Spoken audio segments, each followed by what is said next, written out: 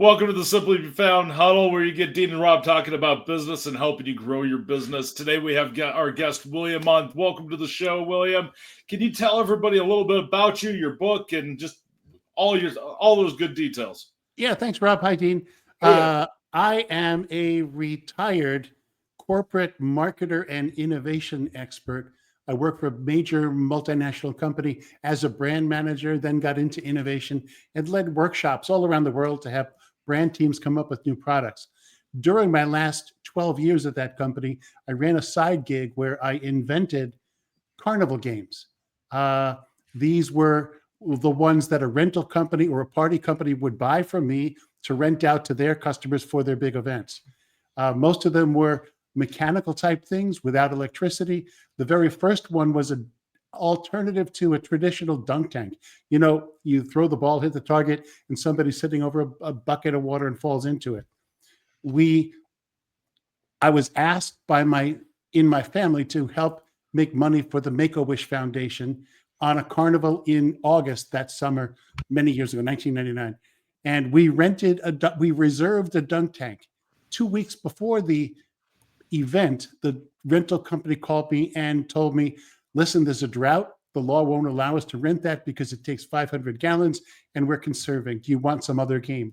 And I said, no, I'll make something. We'll figure something out. And my wife and I at our kitchen table scribbled and said, how do we make that experience happen? Somebody throws a ball to the target and gets all soaked, but not with all that water. And what we invented was, it's actually the game behind me on my wall called PitchBurst. It's you throw the ball, hit the target, and there's a water balloon in a basketball hoop above you. And when the ball hits the target, a pin reaches out and pops the water balloon. So a gallon of water falls down on you. You get really soaked. It's funny, very visual. It was great. So at that carnival, it was the most popular thing of the day. We made hundreds of dollars for Make-A-Wish, and we went home sweaty, tired, exhausted, but happy that we'd done something good. The next day, the phone rang several times. Hey, that was so much fun. How do I buy that? Where can I rent that? And I was working my day job in marketing and innovation. Hey, there's probably some money to be made here. So we investigated and then moved forward and patented the idea because it was available. We had made our own using material from Home Depot and from a sporting goods store, just cobbled it together. We said, let's make 100 of those. I got a SBA loan so we could finance the production and finance some of our marketing to the rental store markets. We succeeded. We went to a trade show, we paid some magazine ads, and we wound up selling, mostly around the Northeast at that time, about 60 of the 100 we had produced. And we waited till the winter was over, they began to use them. After we learned and the phone calls happened, and we invented the term "uh-oh" because they were not durable. The rental companies would send it out to customers, and after the 5th or 6th or 7th time, parts would break, the logos would peel off, and we just lost our shirts because if I sold you something, I'm good for it. So if you complain, I'm going to send you spare parts. And if that doesn't work, I'm going to send you, regrettably, refunds. And we spent all of our loan money on make goods on that. And so we were almost out of the business. I'm explaining the uh-oh because that's the title of the book too. The good news is we were going to exit and get out, and we had no idea how to pay off the loan without a product to sell. Through networking, I found an engineer who helped us re-engineer it out of steel. And within a couple of years, we had it relaunched in steel. And that was in 2001, and it's still being sold today. We sold the patents, but it's still a robust, fun game to watch. So that was our first experience in there. When I retired two and a half years ago, I said, I got to tell this story because for small businesses, it's of value to know how not to do these things. So the book, it's called Uh-Oh, Avoid Unintentional Blunders That Derail Entrepreneurial Success and Goofproof Your Business. Here it is a combination of my workshopping experience in my big company and my own experience in my entrepreneurial side gig. And by the way, since I retired, I've been a mentor with the SCORE organization. So I'm seeing new small businesses each week, trying to help them out with their business plans and things like that. So the book tells my story, that particular game, and the 3 games that came after it, where we had a continuing series of blunders and uh-oh moments. By the way, the uh-oh moment is the moment you realize you're screwed. If we're not going to get out of this, we're going to have to fix it or pivot or do something else. It's that realization moment that you didn't anticipate. So the book tells those stories, then goes into the science or the sociology of why people make mistakes, so why we do these things. Then it goes into examples of some pretty famous screw-ups, like when Steve Harvey was the host of the Miss Universe pageant in, I think, 2017, and it got to the end, and the two runners up were there, and he announced the wrong winner because he got a wrong signal in his ear, and in front of 2 billion people, he had done the wrong thing. He made good and he fixed it, but it was really embarrassing. So there's a few dozen examples in the book of famous ones like that, but then it gets to the meat that's of value for your listeners, and this is 10 tools you can use that help you prevent yourself from making those things or be more aware of your actions that could lead to it. Those tools are based in 4 areas. One is to understand yourself better and your own tendencies. One is to understand your customer's experience better so you don't make bad assumptions about how they might use your product, and that's something I learned about personally. The third is about your own business and how you do your business planning, how you vision the next 2-3 years. What might you do now to prevent yourself from being in a bad situation later? And the fourth general area is learning from others' mistakes. Warren Buffett said it this way: it's good to learn from mistakes, but it's better to learn from other people's mistakes. I've coined a term, I call it uh-ohology. It's really getting deep into being an observer of others' mistakes this way. You can look, there are steps including observe and understand, really understand what happened in that context, but then think and apply to your own context. The most dramatic example in the book is a skydiver in Pennsylvania many years ago. He was asked by an instructor and a student to film those guys jumping out, so he would have to jump out first with a camera. He got himself, this is before GoPros and smartphones, he got himself a camera that was strapped onto him. They were 10,000 feet over Pennsylvania. They give each other the thumbs up. He jumps out, turns the camera on, points it up, and the couple jumped out, pulled their ripcords, beautiful shot of their parachutes opening and they're coming down. Then this guy, his name is Ivan McGuire, reaches for his ripcord and it wasn't there.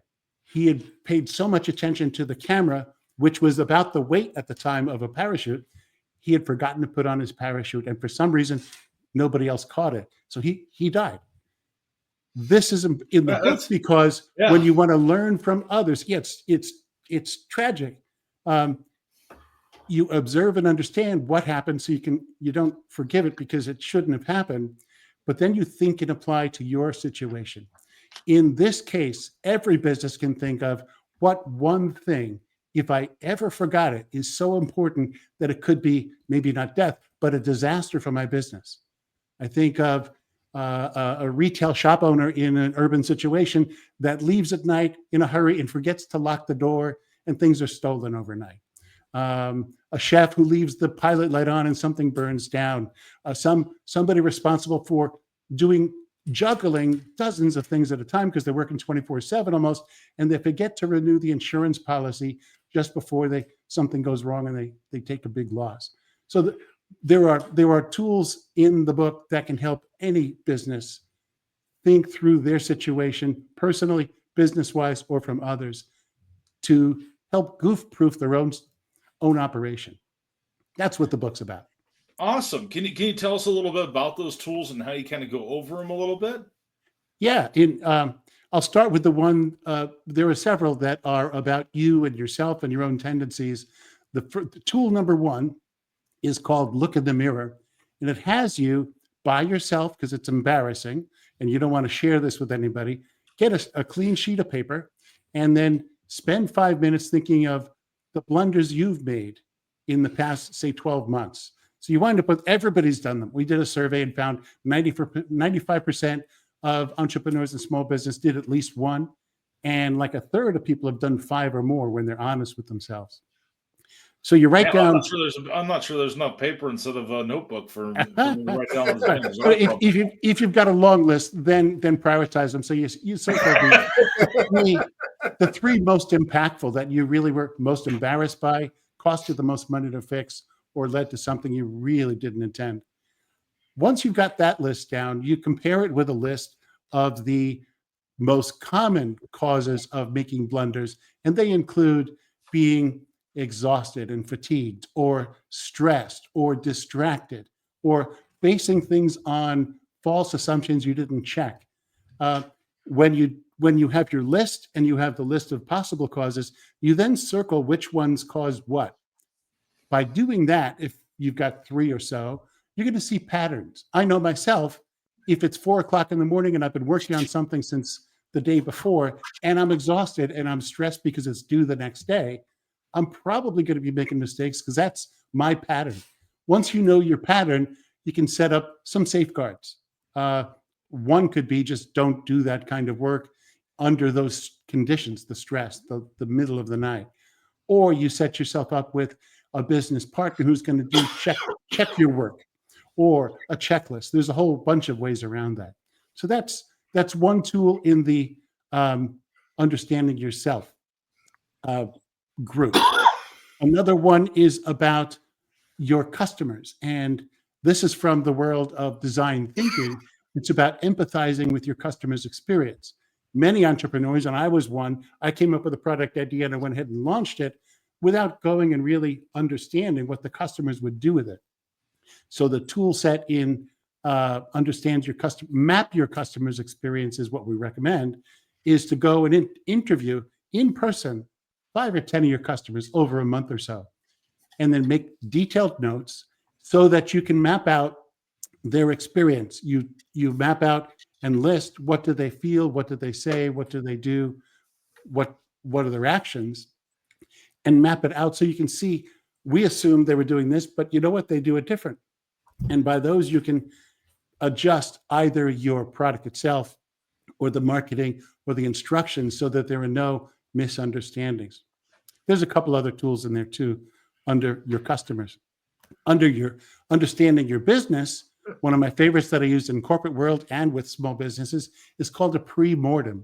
You know what a postmortem is when somebody dies and the pathologist looks in. Kind of like when you jump out of a plane without a parachute. Yeah. Yeah, there's a problem there.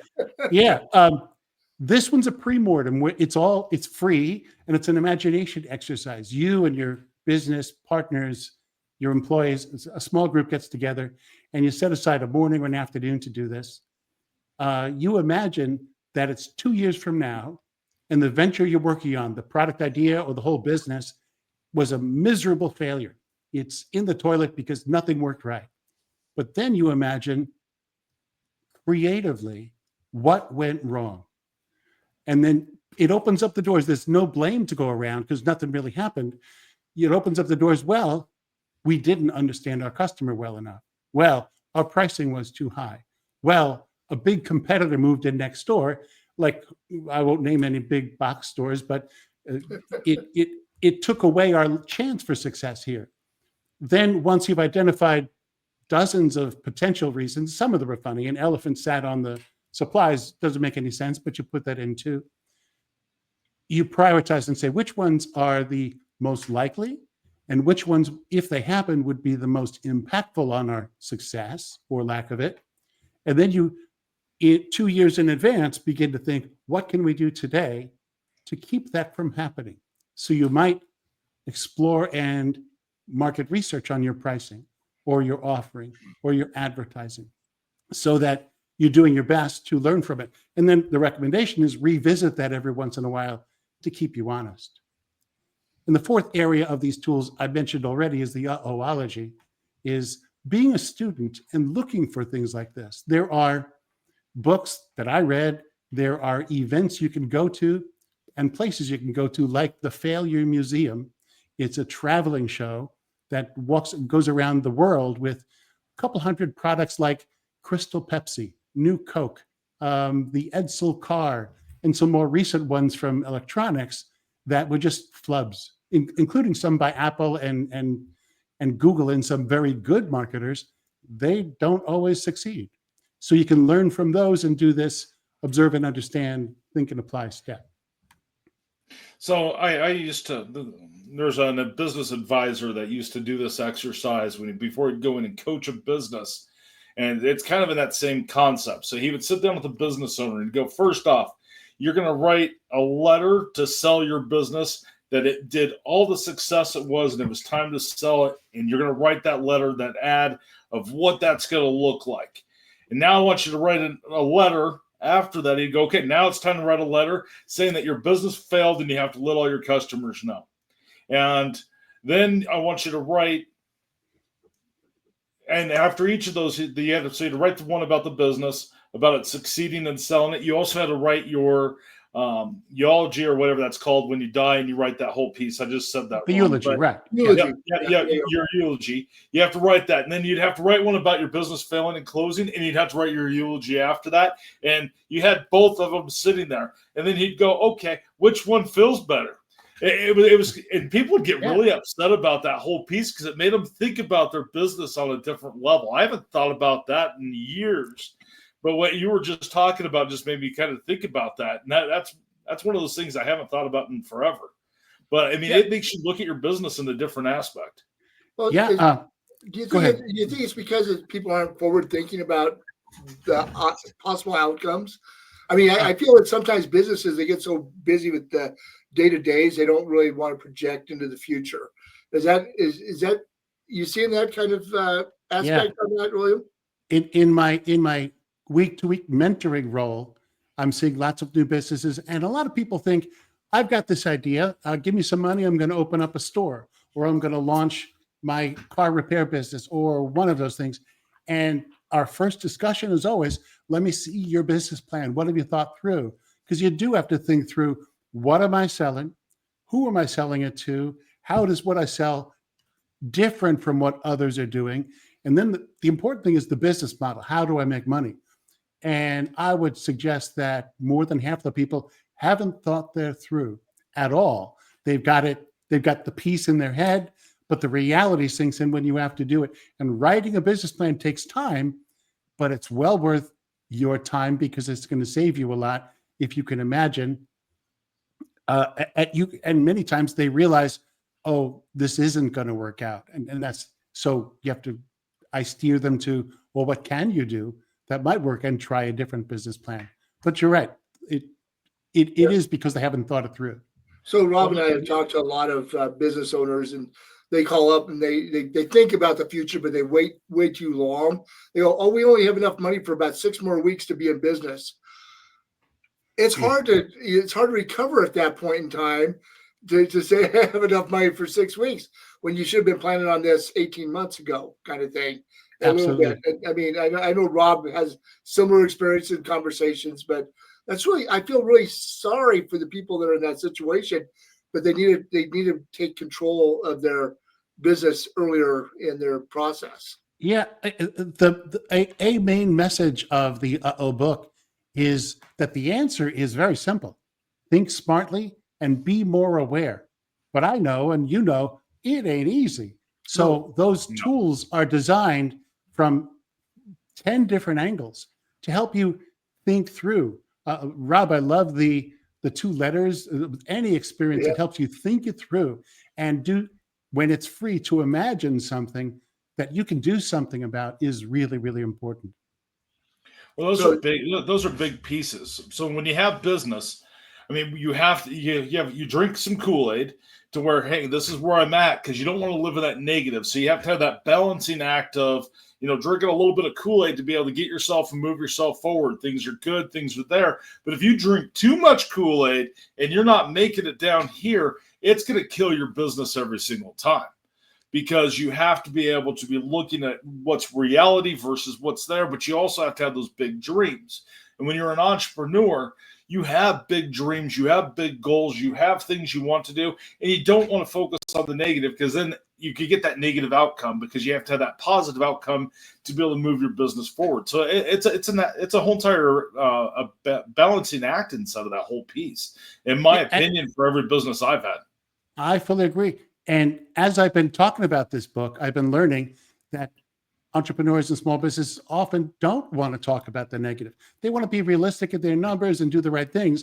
But getting behind that, one realization I had was entrepreneurs are optimists, and that can blind them somewhat to some of the realities they don't want to hear. When I was testing another one of my games that we invented and we succeeded with later, but had problems at the beginning, it was called Downpour Derby, also a water game that has 2 players. Each has a water pump that they're pumping. I do a rotation pump, and the water goes through a tube in front of them, then up to a bucket over the other guy's head. And they race as fast as they can to be the first one to make the bucket spill on the other one. Again, visual, hilarious, lots of fun. And our lesson on that one was we didn't choose durable pumps. We chose what we thought were great from industry, the ones that are used for oil pumping from a barrel, but we had to get better stainless steel ones later on. The learning was that people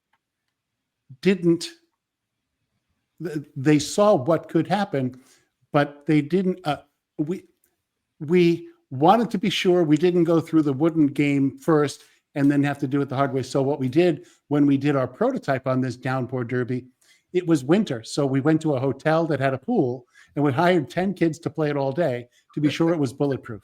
We thought we had done it. So we played for 6 hours, and in the 5.5 hours, one of the pumps began to have problems. But Bill, the optimist, the entrepreneur this was my idea, I said, that probably won't happen in real life. Well, in fact, that is what happened. It was our Achilles heel, and it caused us to go through make goods, spare parts, and refunds all over again. We later reinvented it into a more durable one, but damn, we should have known that because we'd been through that before. But it's the optimism in me that blinded me to be realistic about what I had tested, and I was deceiving myself that the test didn't prove something bad. Yeah, and it's because you're drinking too much Kool-Aid. Like, it'll be okay. I mean, when you could have solved it. I mean, we've all done that inside of business. At least I have. I mean, in doing business is like riding a bike. Sometimes you're going to fall. You're going to scrape your knee. You're going to get hurt. You're going to fail, and you're not going to have things. And you have to be willing to test. And that's where I think the difference of, small business versus big corporations is you have room to be able to play, test, pivot, make changes inside of, try new things and try to get different results, because those are the businesses that are going to last over time versus the ones that keep doing the same thing because, my God, that's how we've always been doing it. And I mean, we get stuck inside of that piece, and it's comfortable zones, and you got to be really careful. It's all balancing acts in itself too. By the way, I spent 30 years in a big multinational. There are screw ups and mistakes there. One of the tools that's in the book is from that experience is called test and learn. It's exactly what you're talking about. But you have your proposition, whether it's a product and how you market it and how it gets distributed and all that stuff. You can take it piece by piece by piece, and at low risk, test a small part with a real customer. Observe how they use it, or observe how they listen to you and come back to it. And once you've validated that, even I call these Frankenstein prototypes or duct tape. It doesn't have to be a finished product, but they have it emulates what really will happen. And you do that on the first most important part. Then once that's validated, you do it on the second. And if there's a third, you do that. Then you cobble together, and then you invest to scale up. That is used in the big companies. That is very usable by small companies if they know how to do it. That's why I put that tool in the book. One thing about corporations, though, is they're so worried about their brand as well, that their time to market sometimes takes a long period because they don't want to have that, what experience you had with the moment with your Yeah. game. So it takes a little longer sometimes. I think that's where entrepreneurial or smaller businesses can be a little bit more pivotal or responsive in the market sometimes. But then you take that risk of having the issues that you had happen to you. So Yeah. I worked in consumer healthcare, and of course, we're very conservative in the big company to not put something out so it's tested every which way. Yeah. But from the day my role there was to help teams come up with the idea for a product. From those days until it reached the market, it was 2, 4, 5, 6 years, and sometimes more than that. In my garage, in my basement, working on these ideas, we could get it on a napkin. We had some decent manufacturers we could partner with. We could put something out. The Downpour Derby was put out 3 months from when we came up with the idea, or at least when we had tested it. I wish we had taken some other time. There's another lesson here. When I exited this business at one point in 2009, my knees were bothering me, and I was going in for surgery to get knee replacement. And I had the pre-surgery doctor clearance, and the nurse practitioner found something wrong with my heart EKG. So I got sent for more tests and more. Turns out I needed open heart surgery, quadruple bypass. When I'm recovering from this, and I'm fine today, it worked out fine, and there was no heart damage. I'm very happy. I'm very lucky.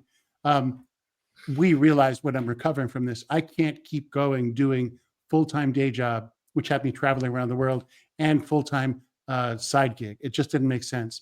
So we got busy looking for how do we find a partner to take over this business or sell. And there was another company in the water games industry called Water Wars. We ultimately sold it to them. But when we were describing our patents, they re-engineered this Downpour Derby game. And I went to their place in Minnesota because they work in water parks and camps, slightly different than backyard rental parties. So they re-engineered the patented idea of bucket spilling for their marketplace. And in their shop, I saw the couple of prototypes, and I said to this guy, Tom, hey, you going to sell those? Because this was like in the spring. You're going to sell those now? And he says, nope. We're going to put them in for free in 2 of our best customer water parks for the summer. We're going to ask them to kick the snot out of it, and then we'll see it again in the fall, and we'll do the corrections. So next year's is going to be a resilient, successful product. I said, I wish I knew that kick the snot out of it advice a long time ago.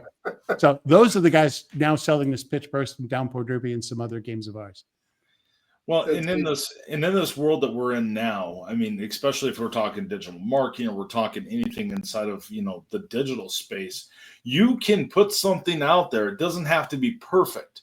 And everybody wants to get to that perfection, and it's their baby, and they don't want to make changes to it. We do that in the world of business as well. And we have to be able to get over that and be able to take some risks, but we have to take calculated risks, because everything inside of business is really a science behind it for how you go through and do each of those steps and pieces, because somebody's done it at this point. And with AI, we can now look at what people have done. People talk about that stuff all the time. So you can ask the questions and kind of beat the snot out of it at the very beginning versus waiting until the end and spending millions of dollars or whatever it might end up being because you had to replace stuff because it didn't work. And we have to know how to utilize those tools and be able to take our business to that next level. Absolutely. I didn't mention the book. The book is out just for a month or two. This summer, late this fall, I'll begin either offering online courses for each of these 10 tools or do in-person consulting with people who are interested. A morning or an afternoon workshop is often time enough to use these tools in a customized setting to help a small business kind of be a little bit more aware of their risk of making. These are dumb mistakes. By the way, they're not the strategic, stupid mistakes at the large level. Pepsi launched Crystal Pepsi, Coke launched New Coke, Ford launched the Edsel. These are when you have a good plan, if you spend a lot of time thinking through and you're going about the day-to-day executing, you forget something, you drop something, you destroy something. And I know that those are much more frequent than the big strategic ones, which are made in the corner office. These are the day-to-day, everyday guy makes these things. And if they're honest, they know they happen to them too. It's not the big stuff that usually kills you. It's the small stuff that gets overlooked that kills your business. Fully agree. From every business I've ever had that failed or any business I've seen fail. It's been the small stuff that just added up or things people wanted to ignore, not pay attention to. And I think that's a key point. And I kind of saw that your version of the next book being almost like you might be a redneck if and moments, some kind of twist around that. I don't know why I was thinking about that when you're talking about your online courses, but that'd be kind of a good book of, keeping track of all of that. Rob, you made me think of, are you smarter than a fifth grader? Sometimes that's not true either. And Rob knows all about that. I've been that person, no smarter than a fourth grader. I mean, I'm starting to get worried, Dean, about the whole fifth grade thing. I mean, with my 10-year-old getting ready to go into that, I mean, she's going to start.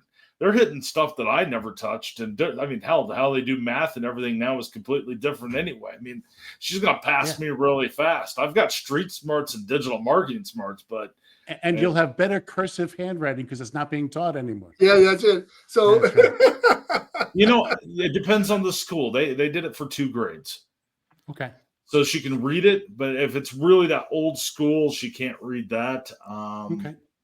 And I mean, her cursive isn't anywhere near as neat as what teachers would have ever wanted when I was a kid, and even more when you guys probably were kids. But no, I failed penmanship with a passion. I was horrible at it. I didn't write well. I write notes on a piece of paper. What are you talking about, Dean? And I go, what the hell did I write here? Getting back to Uh-Ohs, the book also includes a chapter on because it's inevitable. Sometimes these things will happen. Even if you use all 10 tools perfectly, one of these days something's going to happen that you didn't anticipate. And every time that something, and it's significant, you're faced with 5 choices.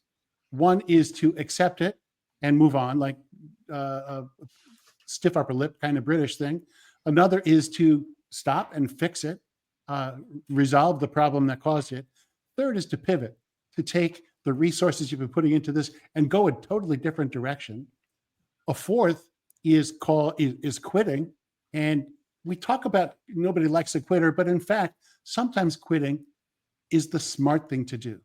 Annie Duke wrote this book called Quit, and it's very detailed about you have to, from this point forward, not looking backwards, think of the net present value financially and emotionally of continuing down that path versus the net present value, and she has a different term for it, I forget, of going somewhere else or just stopping it. So sometimes quitting is the smart thing to do. And of course, the fifth option you always face is to ignore. And I say, never do that. Always act on it. If you're doing nothing but learning from the mistake, don't ignore it because it can only get worse. So one of the things that happens with a lot of small businesses is I hear people say everything happens for a reason, and things. I say things happen. It's how you react to it and how you address the problem. That's the important piece. And it sounds to me like that's kind of what you're doing as well, because it may be, something happens and say, you know what, we just need to call it quits, walk away from it. Or like you said, we fix the problem and there's going to be a different approach. But I think small business owners, sometimes they don't think about it's the reaction that's so important to the issue. And they just keep, ignoring it is probably the worst piece that you can do. Ignoring it, keep doing the same thing over and over again. In the Annie Duke book called Quit, she defines the role of a quitting coach. So if somebody's in business trouble, this guy comes in and you sit down and you think honestly, well, I know, and he's very aware of entrepreneurs' optimism, because they'll never say, well, we've done bad and I'm going to get out now. So the objective discussion is, okay, let's think 2 to 3 months from now, we're going to sit down again. What are the signals? What are the objective measures you're going to need to see to know that you're helping turn this thing around? Your sales are going to hit this. You've got your profitability back. Your customers are more friendly. Some measures that are objective. And this quitting coach kind of knows they're going down, probably going down anyway. But that exercise of then coming back with those objective thresholds to cross helps the optimistic entrepreneur realize, you're right, these were objective. I agreed to them. Now we're not there. Now it's how do we find our exit strategy or pivot strategy to be smarter rather than continue down a losing path. So one of the things about entrepreneurs and small business owners is they're optimistic, but they're also a bit narcissistic as well. I mean, so Rob always likes to. I wrote a paper and I've never published it, and he wants me to put it out there, but I'm not sure if that's ever going to happen because he's been after me for 2 years after I wrote it. But you get it. 3 years ago. Oh, I don't even know. 3 or 4. It was right when we first started. We're 5 years old now, so I mean that's probably. It might be 4 or 5 years ago. That was at the very beginning. Right. But we all get this attitude that we know best for ourselves. Yeah. I mean, besides the fact that we're always looking forward and saying everything's really good. But it's hard to get past that in your personality type. I think a lot of business owners have that personality type both ways. Yeah. And a large step in at least preventing these dumb mistakes is understanding yourself and self-honesty. That's why with that very first exercise, I go in a dark room someplace where you're all by yourself, and then you rip the paper up after you make your own notes of what you'll do about it. By the way, your listeners, your viewers can get that tool for free. I'd love they buy the book, but they'd like to try it. I'll tell you my website, it's williamholsten.com, and the last name is Holsten, as in Nancy.com.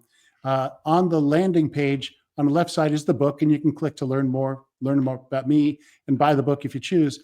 On the right is a red document that is a free PDF download of chapter 1. In the book, it's called Look at the Mirror. Online that you can download, I put a better title. It's Why the F Did I Do That?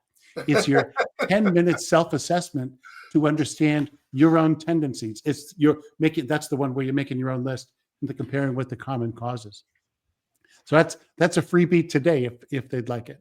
And where would they find that at, William? On my website, it's www.williamholsten.com. Perfect. I guess you do show notes, right? So they can see Yep, it? Yep. They'll be able to look at it on the description. They'll be able to look at it inside of any of the blog posts that we do or social media posts. Yeah. We try to include it. I mean, Twitter, X is probably the only one that doesn't get all that in it, but it includes the blog posts, which will have all that in it. And once you've signed up and downloaded that, first you'll learn about yourself, but it also signs you up to get my monthly Uh-Oh-ology newsletter where I'm giving new, fresh examples of how you can learn from others' mistakes.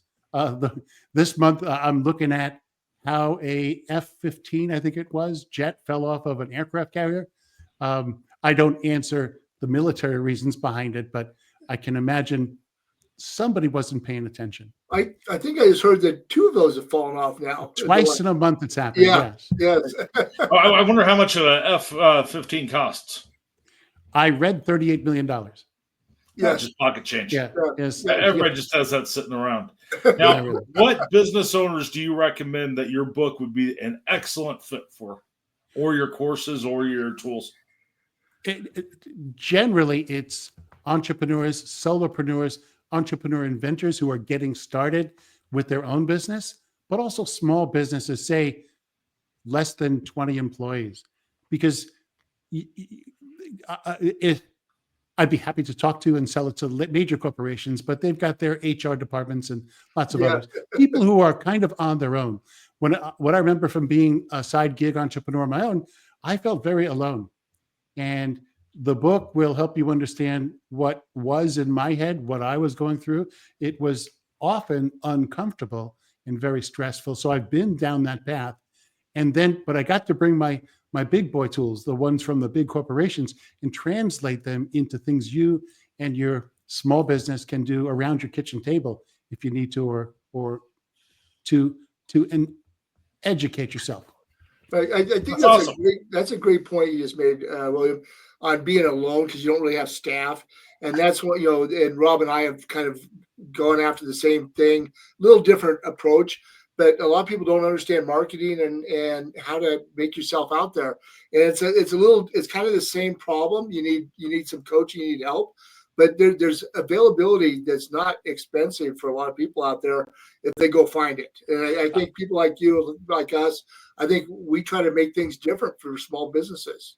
Yep. Besides listening to podcasts, which I do recommend, Yes, absolutely. one of our tools in the book is called Ask an Expert, Mentor, or Naive Observer. And the chapter goes into some detail why that makes sense and then how to do it.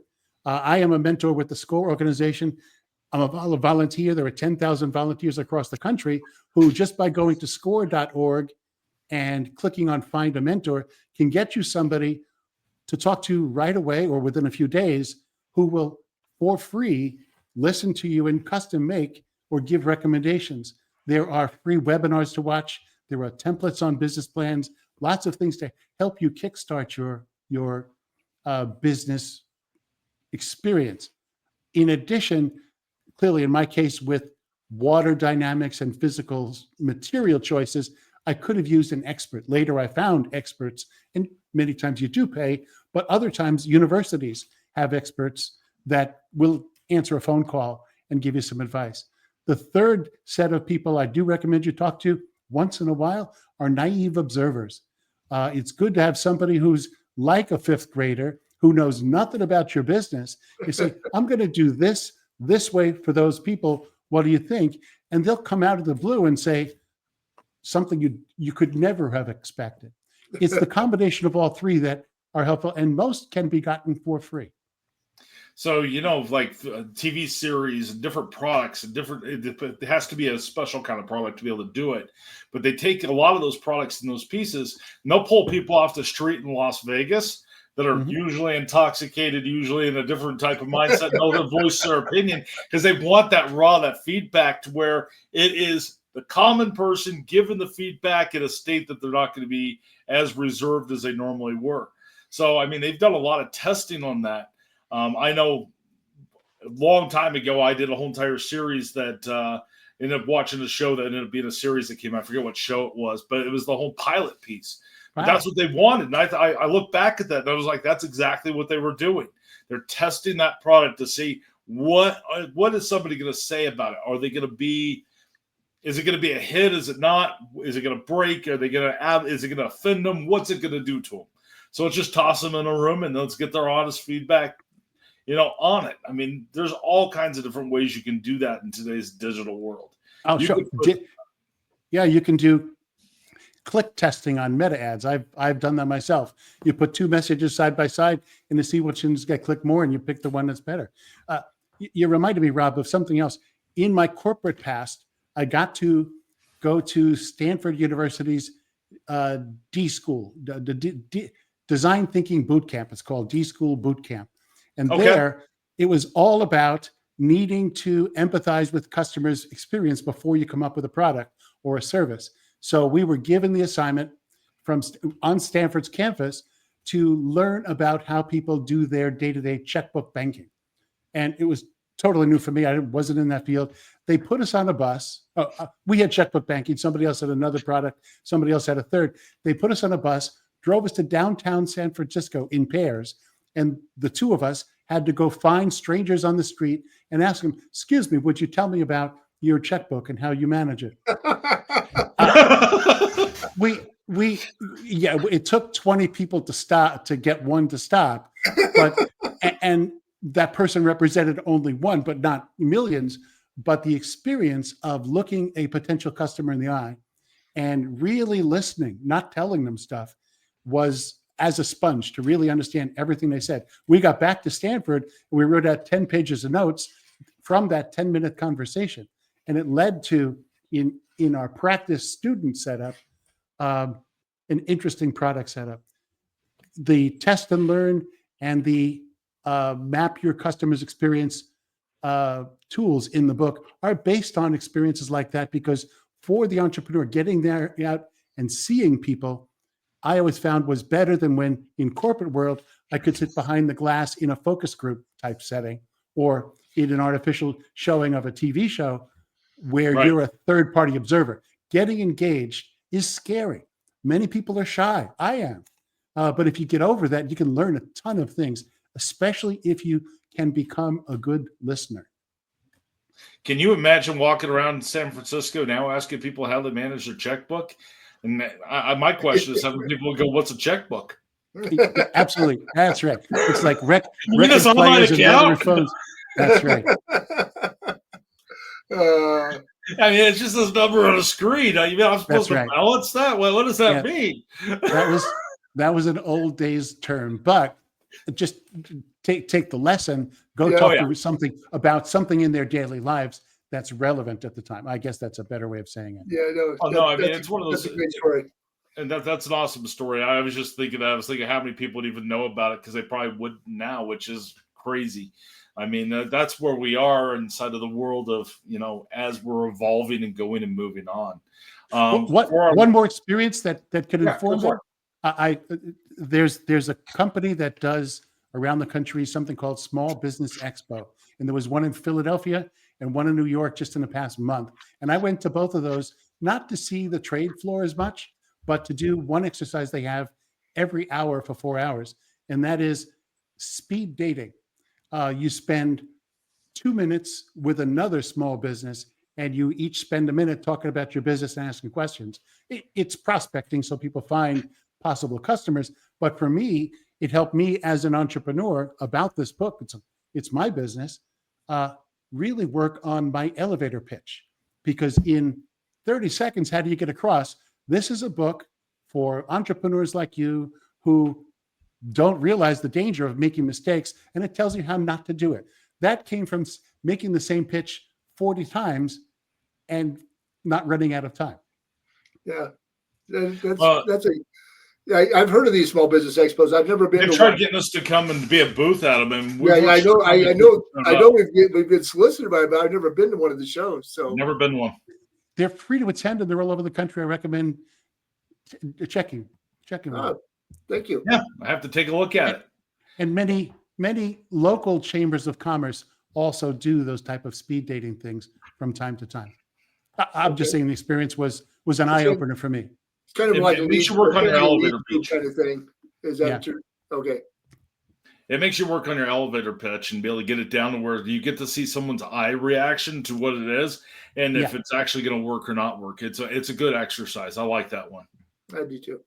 And as we kind of wrap up, William, where again would everybody find you at? Just in case anybody needs that for a second time. Everything I've talked about is on my website, William Holsten, HOLSTEN.com. The first thing you'll see is the book and the Why the F Did I Do That freebie that I encourage you to download. I'll have to check that out, William. I'm going to check that out when we get done with this call. I really look forward to it. Thank you so much, William, for joining us today. Rob, Dean, it's a pleasure meeting you. Yeah, Take care. Take care. All right. Bye-bye.